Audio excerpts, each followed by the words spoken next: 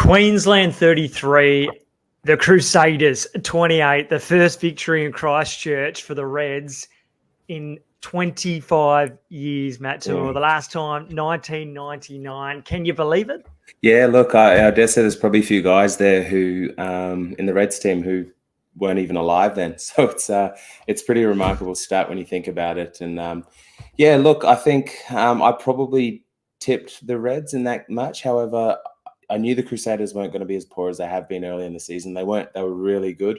It was a belter. It was a cracking game.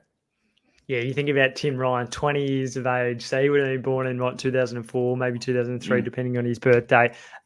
Crazy stuff. He scored a double, 5 tries in his last 2 matches. What a way to start your career. He's making it look easy, isn't he? Good God. But and fair play. And one thing noticed in this game was he was actually on the rights thing, wasn't he? He was on the left wing last week, and now he's on the right. And so, yeah, nice and versatile, and able to finish. So that's that's exciting. And 2 tries in Christchurch is pretty amazing. Pretty amazing indeed. So we're going to be catching up a little bit later on with one of the stars, probably one of the best recruitments right across Super Rugby this year, Jeffery Toomaga-Allen, always an interesting, entertaining man and a bloke who's played for a couple of different countries in international rugby as well. So looking forward to that.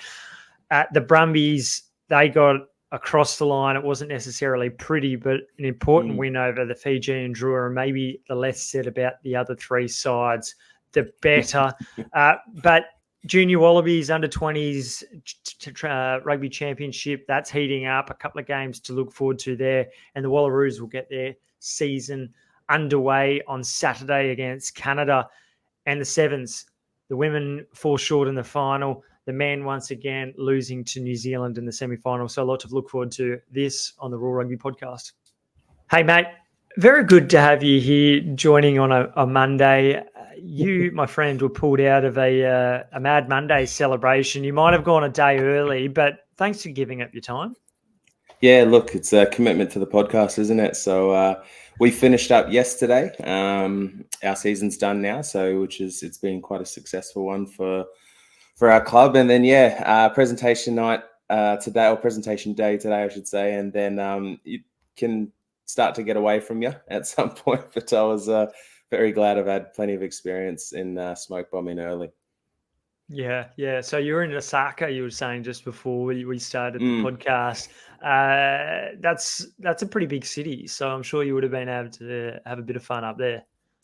Yeah, it was a long day actually. So we took the Shinkansen down early morning yesterday to watch the boys play, and we may have started hydrating a bit earlier than allowed, but it was good. So we watched the game there, and then back on the Shinkansen, back into Tokyo, and just finishing off the year really well, which other people were as well. Actually ran into the one and only Bernard Foley last night, and we were just talking all sorts of Nor's rugby chat about all sorts of stuff, where the game's going. But it's great to see him. He's a good man, and someone I hope we get back in the environment at some point. He's been in great form in the match just a couple of weeks ago, leading the ship for Kubota. They won this season, the title last year, a massive breakthrough win. He's still carving up. Who do you see taking out the title this year in the Japanese League One comp? Yeah. So Kubota had a great year last year. Obviously won. Bernard was injured for a lot of the season, but his impact when he come back, just a month, 6 weeks ago, it was astounding. Like he really kind of clawed it back a little bit, and they ended up beating Suntory on the weekend, which is no mean feat. But yeah, look, the competition's favourites are definitely Panasonic. Robbie Dean's coached. A couple Aussie boys in there. They actually went through undefeated this year, and they even beat. I think they might have beaten the Chiefs when the Chiefs came here for like a preseason friendly. So they're a quality team. Wouldn't look out of place in any competition in the world. So yeah, that'd be hard to beat them. Yeah, Marika Korobetti part of that, but other guys like your Dylan Rileys and your Jack Cornelsons, I think it is. So plenty of Aussie flavour in amongst there. Well, appreciate you getting out of your cap presentation. I'm sure I'm sure you would have been missed there. Perhaps your family might be more pleased that you're back home nice and early to do a podcast. A lot to dissect out of the weekend. That was a great win for Queensland, a solid win for the Brumbies, and 3 pretty, you could say embarrassing, but disappointing, ugly defeats. Yeah, you just did say embarrassing, and it was it was tough to watch. And look, it not completely unexpected. We're talking about a Waratahs team who playing probably the hardest assignment in Super Rugby at the moment in the Cake 10. So I think they was going to be up against it. The Blues coming to Melbourne, potentially a banana skin for them, but no, I think that it was quite comfortable, wasn't it? Like a huge difference from first half to second half, I thought. Yeah. I just think that the Blues were playing with probably too much width, maybe changing their tactics a little bit in the first half, and then they decided we're going to go down lane one channel and just went through them a little bit more. Yeah, and I tell you what, maybe teams gone past, Blues teams, didn't have that kind of, feather in their cap. I think that the fact that they could kind of adjust at halftime, I think they scored 3 or 4 tries off pick and drive. Exactly what you're saying. Yeah. Yeah. So 4 tries in the second half anyway. Yeah, and that'll be that'll put them in good stead later in the season, particularly as the weather gets a little bit colder, potentially a bit more rain, and those finals games are often won, through the middle. So I think there's some good signs for the Blues. Yeah, well, you look at the try scorers. PJ Sheck, I think that's the tight head prop. Talia got 2, and then Patrick Tuipolotu and Sam Darry, the replacement. He got 2, didn't he? Yeah. I think he got a double in the last 10 minutes, 2 and 4 minutes. I don't think he'll ever repeat that one again. So fair play to Darry there. But 38-11, it was probably the result you expected, maybe just not in the fashion. But it's a long way back for the Rebels here. I know that they're 6th at the moment on 24 points, but they're hanging on, and every week they're going further down. They've gone from 4th to 5th to 6th now. The Highlanders, if they were to get a win against the Crusaders this week, it would put a lot of pressure on them, because the Drua have got a couple of games later on in the season at home where they'll be sensing victories. So the Rebels, I think they need a couple of bonus points at the very least. One win would get them through to a maiden finals berth. Yeah, look, I think the draw was very favourable for the Rebels, which we've said. But as we also said, they could only beat the teams that were in front of them. So, I think it'll start evening out a little bit. I think they've probably done enough just to scrape in, mainly because of the teams below. I don't see the Force kicking on. I think the Crusaders, as much as people want them to, I'm not sure. I think the Drua will get there. Highlanders might be a little bit of a, hit or miss, but it is such a long, such a big final. When you got 3/4 of the competition goes into the finals, it's I really wish they would have a look at that. But that being said, it would be good to have another Aussie team in there. Look, I completely agree. When you've got 8 out of the 12 qualifying, it doesn't quite make sense. But what we've seen actually in the last couple of years when they've done that is that sides like the 7th and the 8th, they haven't been the upsets. I know the Reds pushed the Chiefs last year when they finished 8th after losing up in Fiji against the Drua. They managed to give them a fright, but they didn't really look like they were going to win either at the 60-minute mark. So perhaps it all evens out, and the competition needs as much coverage and broadcast opportunity as possible. So, I can see arguments for and against it. It probably gives teams like the Waratahs and the Force a bit of incentive in the last month rather than, hanging it in and thinking about next season. So a lot to play for. Let's start with the positive news. The Queensland Reds. That's their 3rd win in 5 matches against New Zealand opposition this year. It's the first time they've done that since 2013. The 2 defeats they've had have been off the last play of the game against both the Blues and the Hurricanes. But here's a couple of stats for you. Since 2021, there was 1 win. The for and against was -84. In 2022, 0 wins from 6 matches. minus 85 was the points differential. Last year, Brad Thorne's last year in charge, 1 win, 5 losses, 4 against of minus 77. In 2024, what do you think that figure would be over 5 matches? Yeah, well, as you said, they're 3 wins now. The losses that they've had have been an absolute beestick. So they're probably in the positive, I'd assume. Positive 30, and like Yeah, that's nice. such a try. They've totally flipped the script this year under Les Kiss, which is just awesome to see. And it's probably the manner in their playing. Like these aren't just necessarily pick and drive tries. They're doing that. We saw Toomaga-Allen, Fraser McWright, a similar sort of try. But then you see the long range tries from Tim Ryan as well, which was just awesome through the hands for the Reds' second try against the Crusaders on the weekend.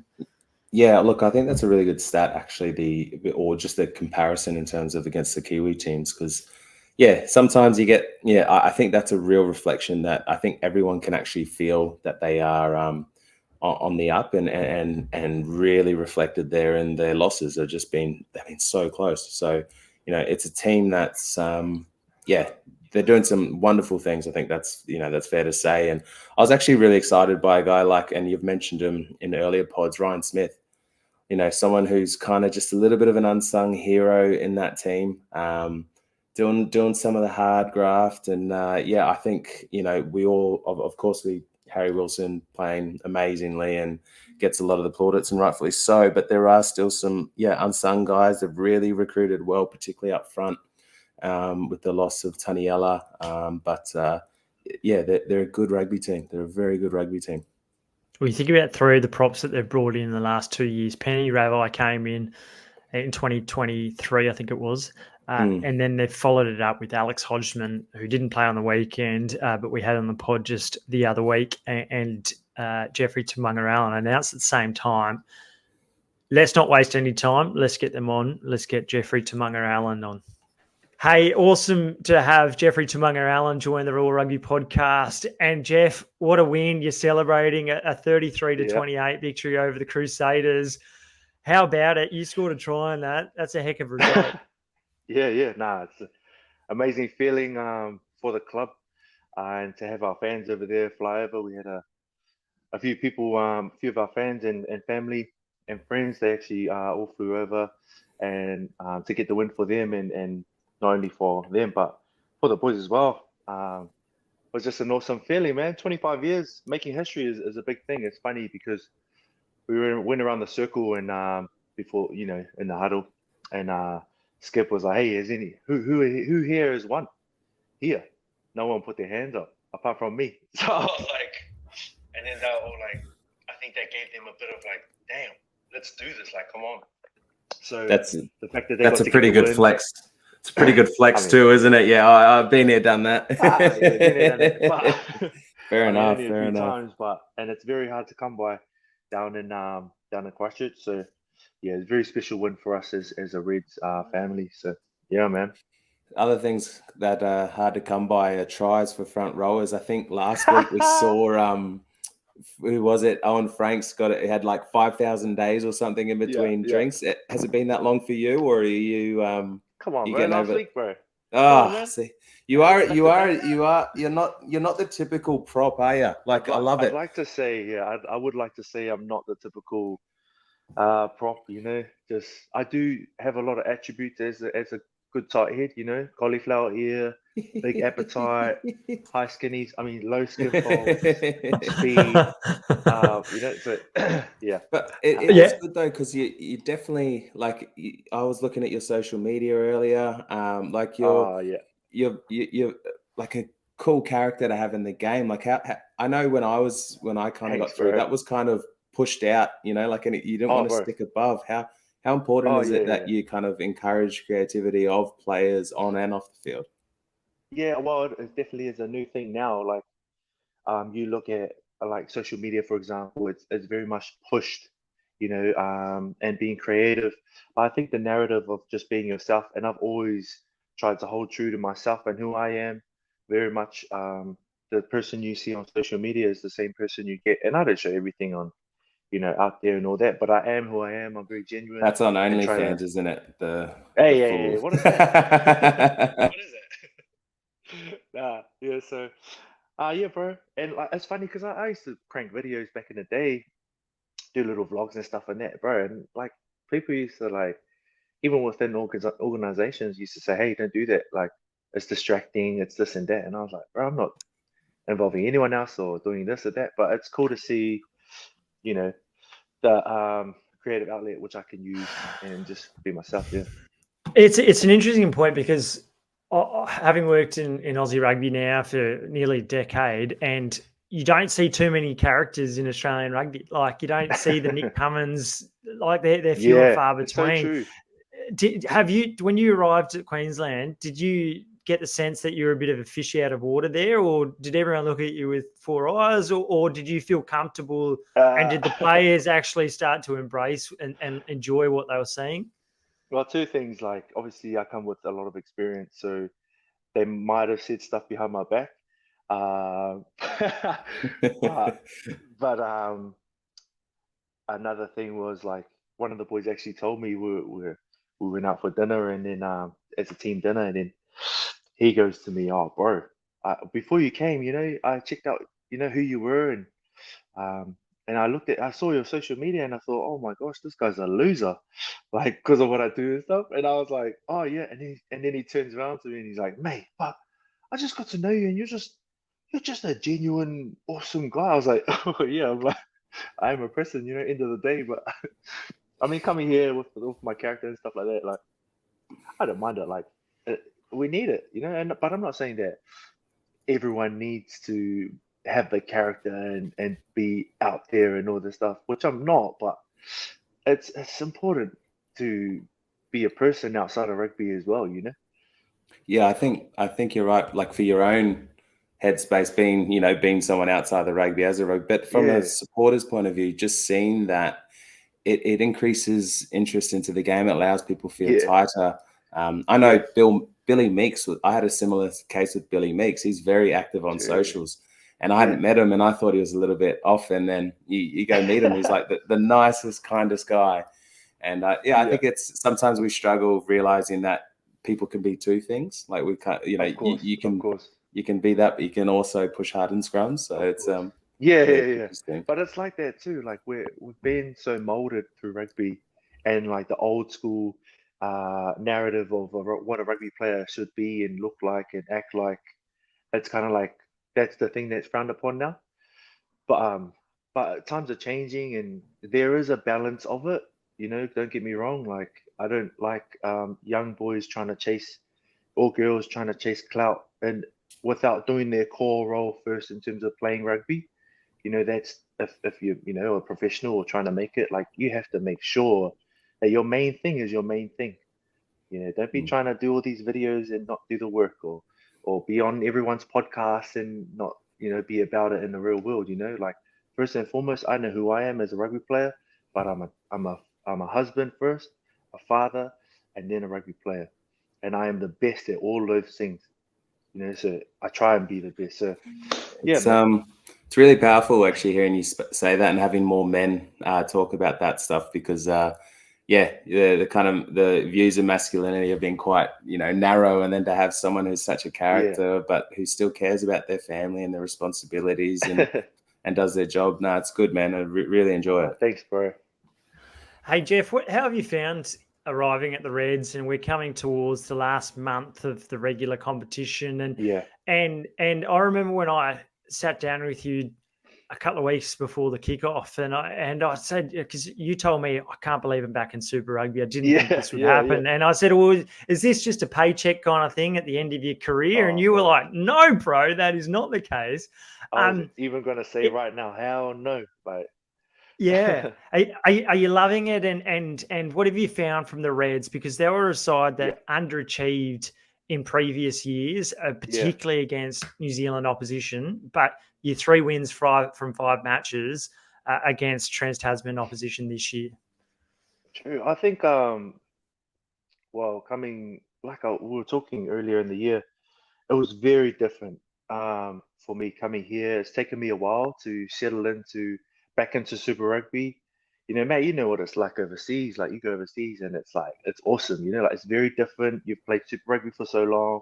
You go over there and you adapt to that lifestyle and how it is over there. So coming back to Super Rugby was a big shift for me personally in terms of my footy, but for my family, it was awesome being closer to New Zealand for, you know, my kids and my wife, but not so much in New Zealand in the backyard of everyone's pockets, you know.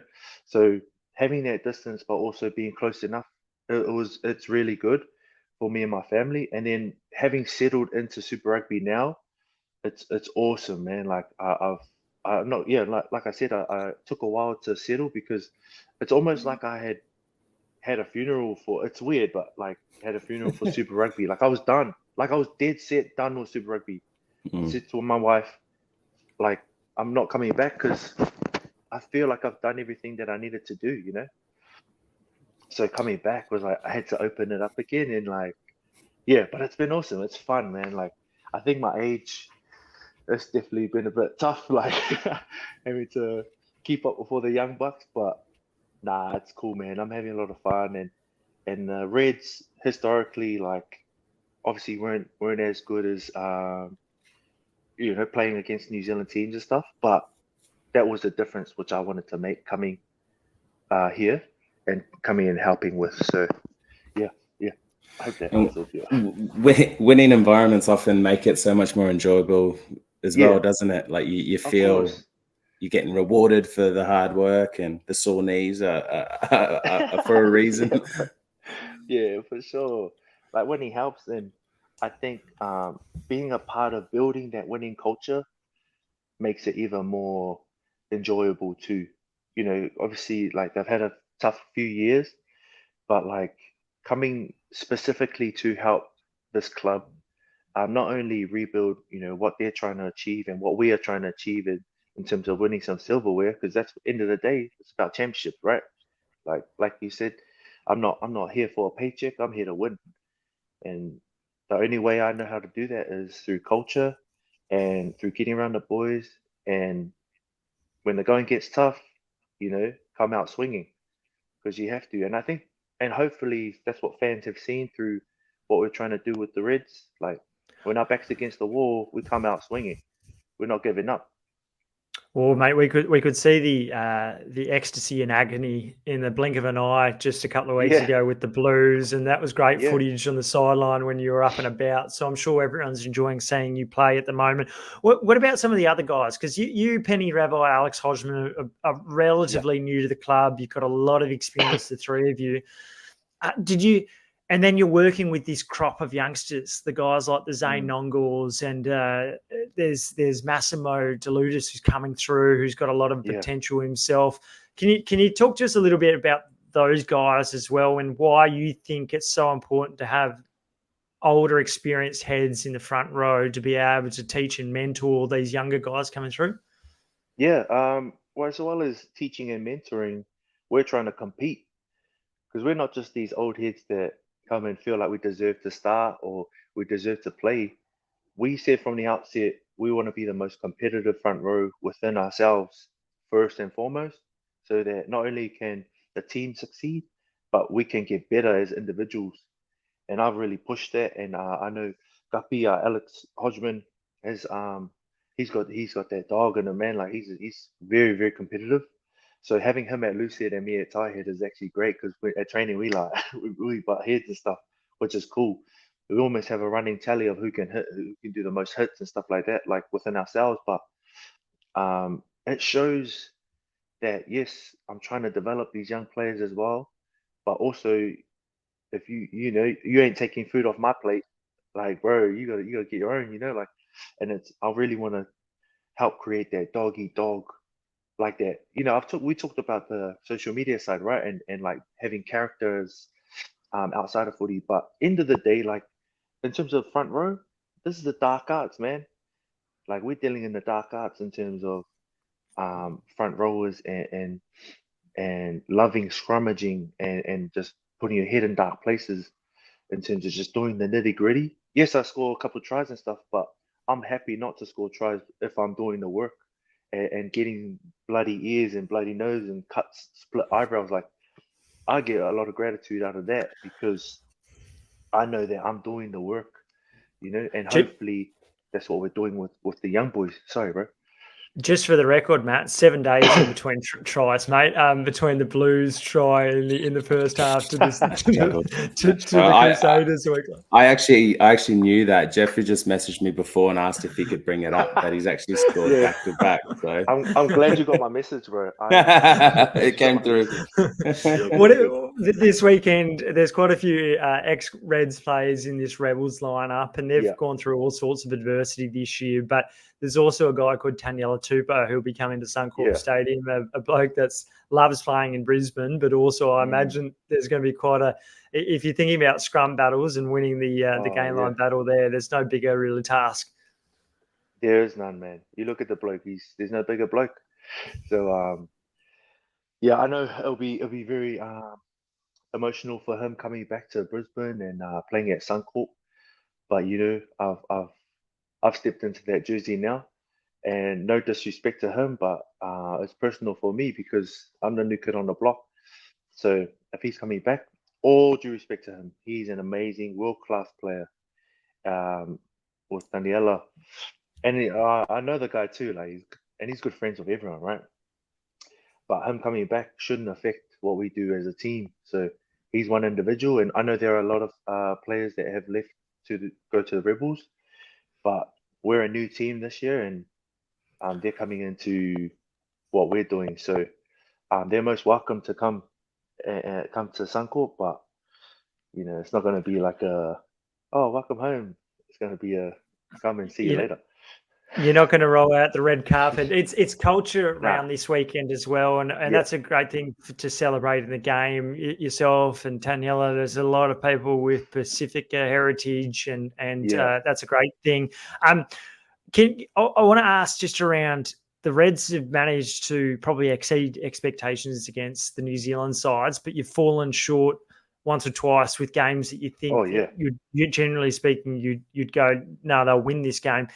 Have you got an idea of why that consistency perhaps against isn't quite there, and why you elevate and go to a new height against New Zealand teams this year? Oh man, thanks for reminding me. That pisses me off. Those losses, eh? I'm a competitor at heart. So, in terms of your question, bro, I think obviously the chip on our shoulder, being an Aussie team, playing the New Zealand teams, there's always that chip. Matty, that Trans-Tasman battle is you get up for it, right? So I think we just have to still carry that chip and be almost have this mongrel attitude in terms of this is our house. Anywhere we play, it's territorial. It has to be like that within the Australian rugby comp. And I think when we lose sight of that, obviously it shows in our results.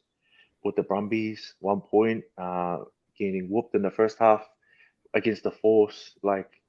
You look at that, and we have to take ownership of that as Aussie team playing an Aussie team. So, if we can convert that chip just to being consistent, it'll go a long way. Not only for this season, but seasons coming. It has been a little bit of a silver lining in the sense that anytime there's been a real big kind of, game, the Reds have turned up. But then I guess finding that consistency, realizing that you get 4 points for playing, in Perth, you still get 4 points, the same amount of 4 points as you get if you play in Christchurch. So it's cool though. I think from a fan's point of view, it's very much you see that there's a lot of potential there, and it's just a few things that need tightening up, I think, rather than maybe other teams who just don't have the capacity to win those games. So it's a good issue to have.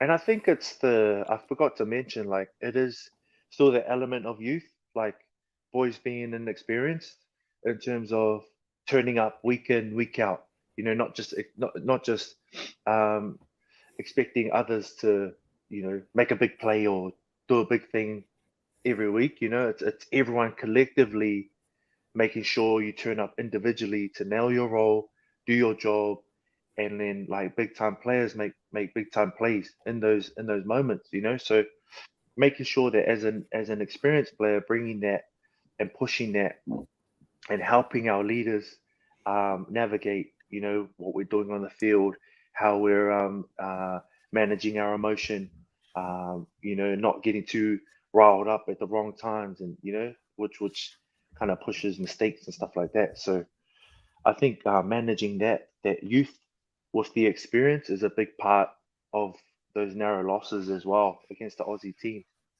Well, it's great to see the consistency against the Kiwi sides. Nonetheless, after a few years of struggle against our treated Tasman cousins in recent years. Hey, Jeff, it's a Monday night. I'm sure your kids will want to say goodnight to you if you haven't already. But yeah. Thanks so much for coming on the pod, giving up your time as well. And best of luck Friday night's game against the Rebels at Suncorp Stadium. So get around and get there to watch these guys go. Thanks, guys. Thanks for having me, man. Jeffery Toomaga-Allen there, and he's an entertaining guy, always up for a chat, but he's also a damn good player, and he's shown that this year, hasn't he? Yeah, he's doing some wonderful things. And I was just thinking, actually, we're a bit forward or front row heavy on this potty, aren't we? You think we've excuse the pun as well. We've had Sikopi, we've had a lot of guys in the front row, but maybe they're interesting, as you heard. Then interesting guys, got a lot to say and have been around. But maybe we need to get some backs on the pod. Yeah, maybe you might have a bit more conversation to offer up. We'll work on that. But thanks for the feedback there, Matt. Look, it's Tar week, Tar Brumbies week, and the Waratahs are coming off the back of a really heavy loss to the Hurricanes. They've got a huge injury toll. They're not going to be welcoming back Max Jorgensen anytime soon because he's got a hamstring injury. In contrast, the Brumbies, I'm not quite sure where James Slipper's at, but he came off and looks like he wasn't 100% either. But you imagine that the Brumbies, this is a game where if they have and harbour a top two ambitions, they definitely need to win this one and perhaps even with a bonus point. But the Waratahs just, even though it's been, I think, 11 games since they last beat the Brumbies, a lot of those matches have been decided by less than a try. So you can't completely write off the Tars. No, definitely not. And especially in New South Wales, I think the fact that it's there definitely levels it a little bit more. However, up front, I just think that's really where the Brumbies will look to assert themselves, and knowing the injury toll that the Waratahs have got at the moment, they might find it a little bit difficult to kind of respond to that for sure. Yeah, we saw the Hurricanes just like that first half an hour, offloads at wheel. They were playing with such pace, hugely quick ruck speed. As a 10, as a 9, you've spent so much time in the halves, inside centre as well. Can you do anything? Because Will Harrison just was not sighted basically in the first half, a couple of clearing kicks. But can you do anything when you're a playmaker, when you're getting no ball? Yeah, you can. But it's the extent of which, like, there's that clip going on social media of that scrum that led to, I think, the Hurricanes' first try. Like, it was just genuine, pure dominance, tight head, and that makes everything a little bit more difficult because then you start realizing, all right, if we knock the ball on in our half, it's going to result in a scrum penalty, which is then going to result in kicking the corner, and so you have to be really conservative. So you probably need maybe 2 out of the, or 1 or 2 out of the 3, with your kick and your line out and your scrum to be firing. Otherwise, it's too difficult. And unfortunately, a team like the Hurricanes, who are so dangerous from counterattack as well. So if you're kicking the ball to play in the right areas, you're giving them a free run as well. So yeah, you can see why it was a tough night. It's scary to think that the Hurricanes were missing Asafo Mua. Xavier Numia came off the bench as well, as did Geordie Barrett and TJ Perinara. So they're certainly got a fair bit of depth, but also attacking prowess about them. That injury toll, like we've made mention of it, it's got even worse. So Julian Heaven, the hooker, is out now. It means that the first 4 choice hookers are now out of action for the Waratahs. There's just 2 props hanging on there, and Harry Johnson-Holmes and Hayden Thompson-Stringer. You made mention of that early shove there that they got turned over possession, and I think it was Proctor that scored. after just 3 or 4 minutes. But I thought that scrum was almost symbolic of how Waratahs started. It just looked like they missed the jump. And the scrum for the rest of the game actually managed to hold on really well.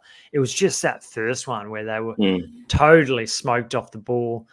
Jake Gordon fed it, and he didn't see it on his side of the scrum, I don't think, at all. They just missed it completely.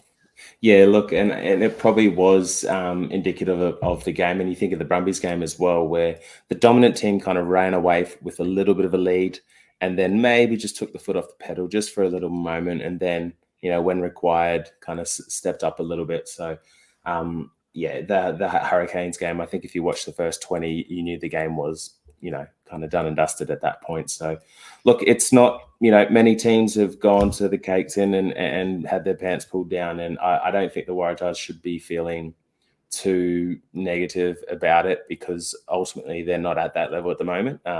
They can still compete. And, if they can get a good performance against the Brumbies here and start actually getting some points, might see them climb up the ladder just a little bit more. What's your favourite and most hated ground in New Zealand to play at? Because the Wallabies are going to be playing at the Cake Tin later this year. If you're a punter, you probably need to book those tickets sooner rather than later so that you're not paying too much out of your pocket. Would you give them any hope there, or is that a graveyard for Australian rugby as well? No, it's definitely not a graveyard. In the sense that the results are usually a little bit closer. Your memories or your favourite grounds and all that are usually dictated by the result. So, hate Eden Park for obvious reasons. I managed to win there once out of about 20 goes. So, look, Cake Tin's interesting because it is very windy, and so it can kind of go both ways. And the Hurricanes traditionally are a pretty strong team as well. I think most people probably enjoy Dunedin because of the roof and with all due respect to the Highlanders, barring a few years, they're usually at the bottom end of the table for New Zealand teams. So it's there's some good grounds there, but some bad memories in New Zealand as well. Speaking of memories, what about Brumbies Waratahs clashes? You would have played probably at least a dozen, I would say. They weren't always easy ones. You think about those years in 2014, 2015, they were tough against the Michael Checker coach Tars sides. Is there a moment, a memory, a player, a collision that stands out in those kind of contests? Yeah, plenty. I think it was maybe 15. We had a good old ding-dong battle down in Canberra, and there was actually a decent scrap. Will Skelton actually kneed me in the nose, broke my nose early in the game, and then we got in a decent scrap with them, and my hands got tied behind my back, and Tolu Latu's just throwing them, absolutely belting me. And then, he got sent off or whatever. And then the next day we had a Wallabies. Standard, mate. Standard. That look with Tolu Latu getting and he's a mate of mine. Got so much respect for him. But then the next day for Wallabies, we had a Wallabies camp, like a get-together, one of those camps. And the first thing they made us do was me and Tolu had to get up, hug it out, but then we also had to do like a improv skit just to kind of break the ice. So look, they were big games in around those years. They were very much test match feeling, and I think we probably saw that early in the year between the Reds and the Brumbies. Kind of had that little test match kind of feeling as well. So always enjoy them. Plenty of stories, plenty of feeling, and they're good fun. I'll tell you what, that I'm glad I wasn't involved in any of that. Skelton and Tolu Latu, geez, they're a couple of big boys. You need to get yourself further out in the I know. I don't know what I was doing there, mate. Yeah. Can you see any form of upset, or is this just going to be the Brumbies kind of getting the business done and showing their class?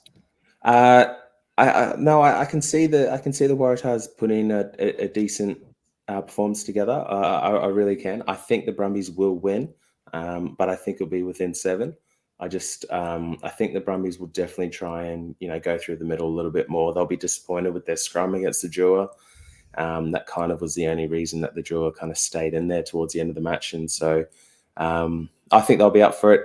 The Brumbies really need to prove that they're a top 2 team, and they just cannot give games like this away. So I think, they'll definitely be up for it. Well, you like me, were you thinking that the Brumbies were going to at least lose the lead in that second half before Luke Reimer, friend of the pod, came on? Yeah. A couple of big steals, and he scores a try as well. At that point in time, when it was they were holding on 21, I think it was 21-17, yeah. 4-point game, and all the momentum was with the Drua. The Brumbies scrum was getting smoked. You saw guys playing on the wrong side of the scrum. You saw yellow cards there to Harry Vella. It looked like the Drua weren't just going to come, but spoil the party, didn't it?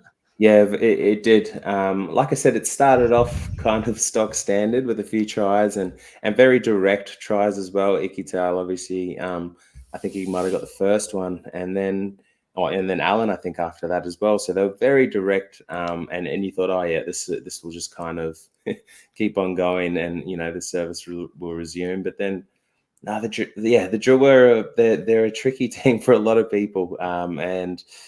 Yeah, look, I think the Brumbies will be really, really happy that they didn't drop that, because I think they were definitely well below their best, particularly in that middle part of the game. But for the fact that they get the 4 points is huge, particularly for their aspirations for a top 2.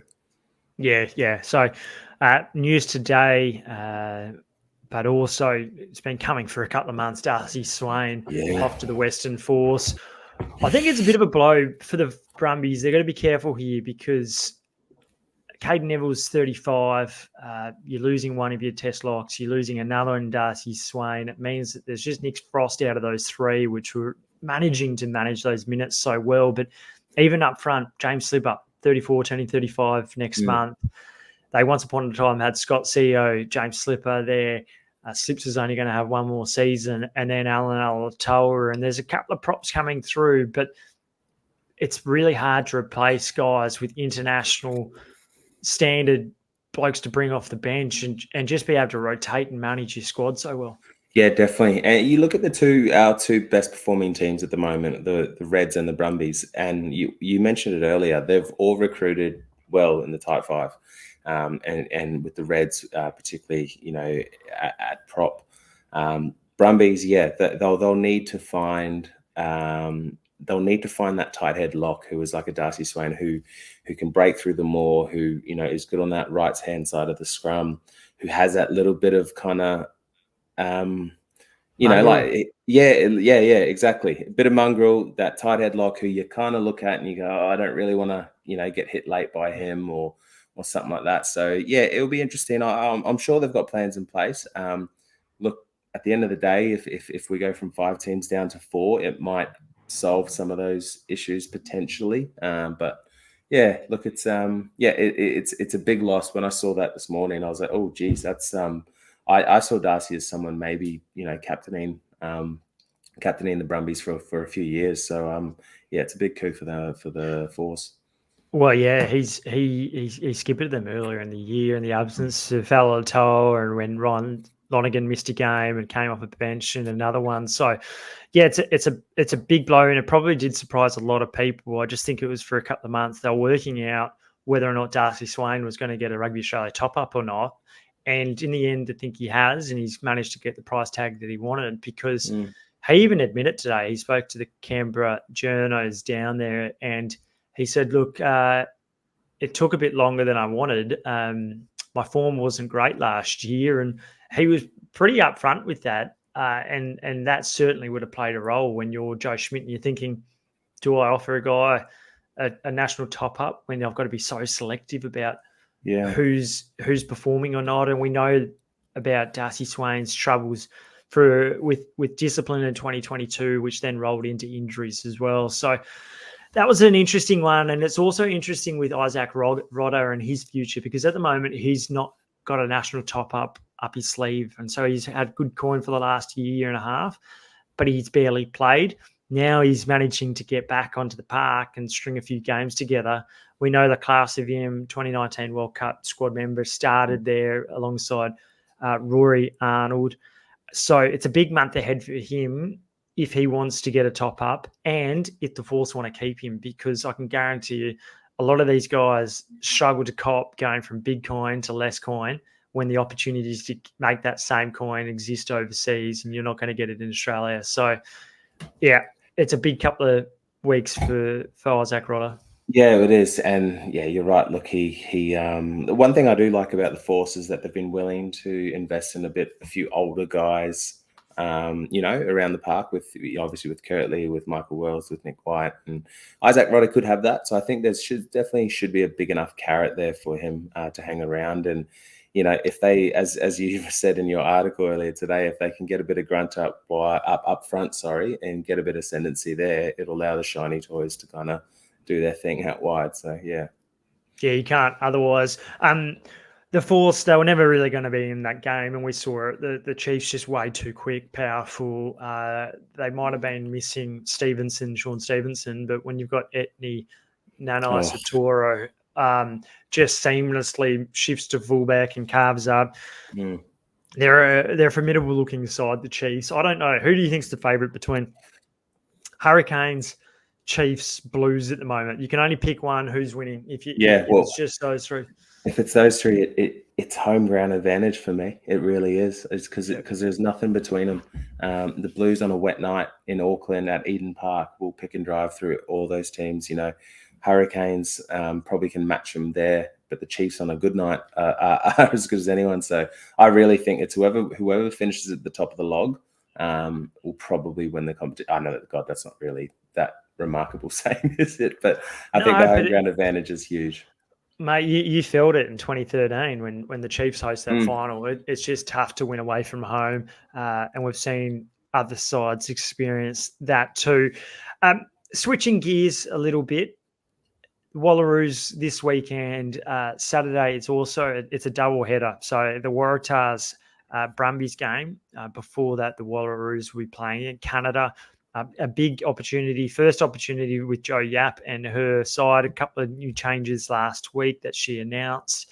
So it's I think it's a smart decision to have the doubleheader into Sydney, into Waratah's game. Hopefully, it sees not only several more thousand turn up to watch both games, but they all decide to rock up, close of business hours or just before, rather than at 7:30. So.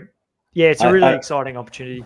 Yeah, look, I really hope the scheduling of it is done smart. One thing I've found where doubleheader on paper looks great. We're trying to encourage our fans to see two games, but by the end of the curtain raiser to start of the main match, there would be such a big gap because they would have to do warm downs, warm ups, all this kind of thing. If we could make it, 5-10 minutes or whatever in between, and the teams just have to warm up in the sheds, or if you're at the SFL, you've got plenty of field out the back. Let them just go warm up there like they did in like we do in Super Round.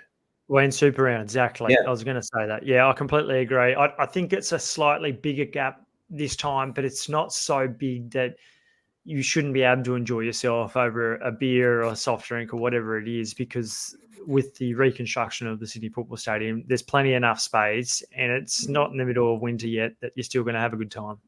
Yeah, look, as I said, I just hope they do it well because, as I said, double header, good, tick, well done. But practically speaking, can people get there and then dug off to the loo like at halftime, almost in between matches? That's all we want because we need eyeballs, for both games. So hope it's something that happens in the future. At the very least, you want some entertainment in between as well, like another draw card, and that's something that other codes do really well. And I question rugby every time I go to matches, and I see whip cracking last year in the Wallabies matches, and thinking there's got to be more than this. Please.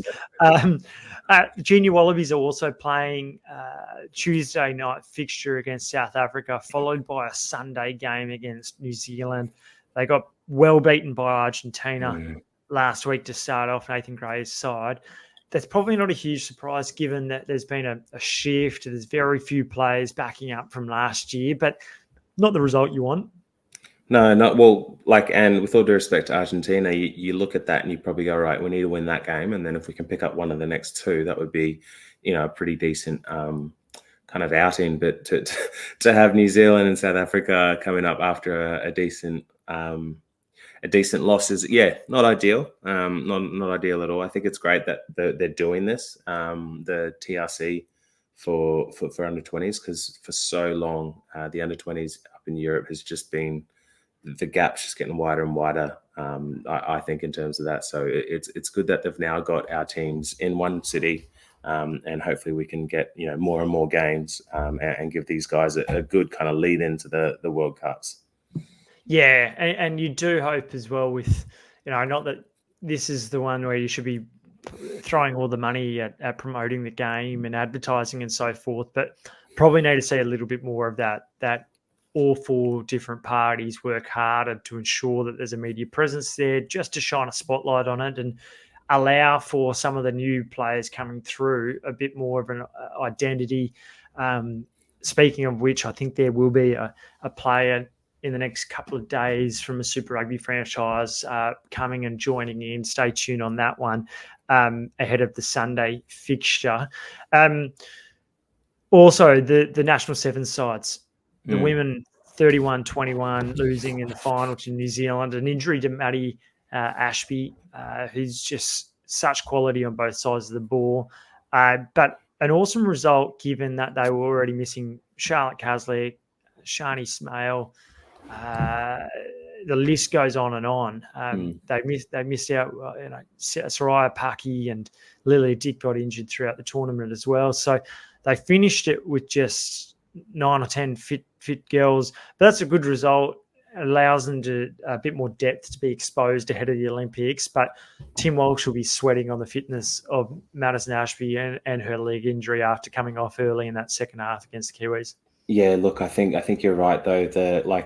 Yes, you want to be winning these tournaments, but with the Olympics at the end of the year, to get your depth tested like that, to get the girls who may not have previously played against New Zealand in a final, getting them some crucial minutes, that's huge. That's like, at the end of the day, let's not lose sight of the main thing, and that is the Olympics. And it's good. Yeah, I tell you what, it's really exciting seeing both of our teams in the top 4. And the men had a cracking win against I think it was South Africa. Yeah, in the quarterfinals. Yeah, that was brilliant. So it's look, it is really, really exciting. I think getting people minutes who not necessarily who we might have to rely on later in the year it is a big tick, big tick. Yeah, so the men falling short in the semi-finals and then getting kind of obliterated in the bronze medal match against Great Britain, but we saw Teddy Wilson, Michael Hooper get more minutes as well. So there'll be some more changes on their way as well. I'm sure people like Darby Lancaster are going to be eyed up, and whether or not Corey Toole is as well remains to be seen. But some selections and similarly for the women, the men were missing Morris Longbottom and Matt Gonzalez. So to be able to still be up at the pointy end without a couple of your main playmakers is a really good thing. Other bit of news as well, on Friday afternoon, the Docker got through with the Melbourne Rebels after a creditors vote. Look, it essentially got down to a split vote, and then the administrator, who was PwC, they voted for it. It got ahead, got approved as a result of that. It's not surprising that the administrator who put together the report voted for it, having already said that they would do that.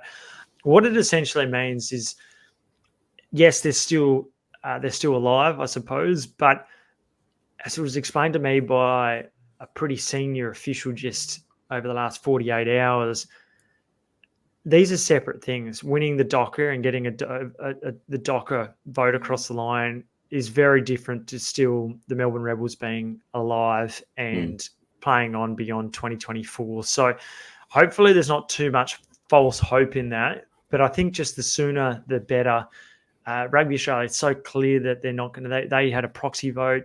Clearly, they didn't want to be able to show everyone who they were voting for. Can you tell me what that means, proxy vote? Like, so does that, because I think that's probably what most people were hoping to get out of this was we've all had the inkling that, RA have been wanting to get rid of the Rebels. And then, so this proxy vote, is that exactly that? It's keeping your cards close to your chest, or? I think they've done that on purpose so that they weren't there when the official vote was counted, but they'd already cast it previously. That's my understanding of it. Okay. But it just allows for them to fly under the radar a little bit more. But it's so obvious that Rugby Australia don't want the Rebels to be around come 2025.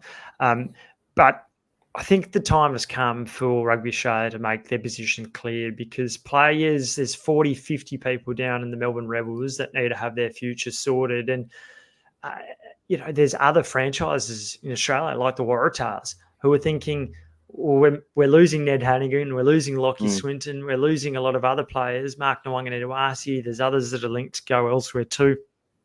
Who do I plan for? Because they need to set the Waratahs up like they need to set the Reds up, the Western Force and the Brumbies. If the Rebels to go, you can't afford to lose these players either. And they also want to look at what their future is. Schools, we know a lot of, there's a lot of parents throughout this. We know the coaching staff, the high performance team. Everyone is acting like that the Rebels won't be there. There's only 20 contracted players there for next year at the moment anyway. It's time that Rugby Australia come out, articulate their vision, and give a sense of direction and leadership around what the game looks like. Because for too many years, the game has gone from one crisis to another, and pretty much since I started reporting on the game in 2015, we've seen that. With the Western Force being culled into Israel Folau, into COVID, into the broadcast crisis. So a lot to the next couple of weeks. There's a lot to come, but some really important discussions as well. Yeah, I agree. I think it would, obviously there might be legal ramifications of them showing their hand. But I agree. We know that, the fans, we all know that the game is in a precarious position and has been for quite a while. I think we're old enough that we can deal with that. But to show the vision, be quite transparent with it. Look, this is the way we're aiming. This is why. I feel like you're just treating the community in a better way, rather than just kind of radio silence. Oh, I heard this, and then little whispers in the media here and there about financial viability. And it's like, we know what's going on here. We know what's going on. It would be nice if they gave us something to get behind, because as you say, we're all well aware of our the issues we have in the game. So I don't think there's any use in hiding it. Yeah, you're right. There is plenty left to go under this bridge over the coming weeks, but hopefully a decision really soon on the Rebels' future. So it just allows that clarity to go forward, and you just don't want this one dragging on into finals footy or even closer to the test season too. So players want their future. Carter Gordon being linked everywhere really at the moment, but he's not the only one. There's a lot of players that are considering their future, and these are the challenges that Rugby Australia have got to consider. Lots to chew out, and we could keep talking for many, many hours, I say, about the troubles in Australian rugby, but also to be able to celebrate some of the great things at the moment, the little wins, and Queensland, what they've been able to achieve through the first 2/3 of this regular competition's brilliant. Hopefully the Brumbies continue, and we can see that edge in their scrummaging and perhaps set piece stuff that comes to fruition, because you need more than one side that's challenging at the pointy end. You need two or three. So another big round of Super Rugby ahead. You've got a couple of weeks left up in Japan before you come back to Oz as well. So have you got any trips or holiday plans in the next couple of weeks? Yeah, trying to get out to Kyoto is the plan, but it's we'll see how it goes. It's a little bit busy at the moment because it's just getting into summer here, so a bit flat out. But hopefully get to Kyoto before I come home and start enjoying life back in Australia for a little while. So there's a few weeks to go. Very excited. Start making your own coffee, probably more like it. I'd say 2 before 10, isn't it? There's another shout out. Get around it. Speaking of getting around the Raw Rugby Pod on iTunes, Spotify. Please rate, review. Let us know what you're thinking. Thanks so much for your time, Matt. I'm Christy Doran. Thanks for joining the Raw Rugby Podcast.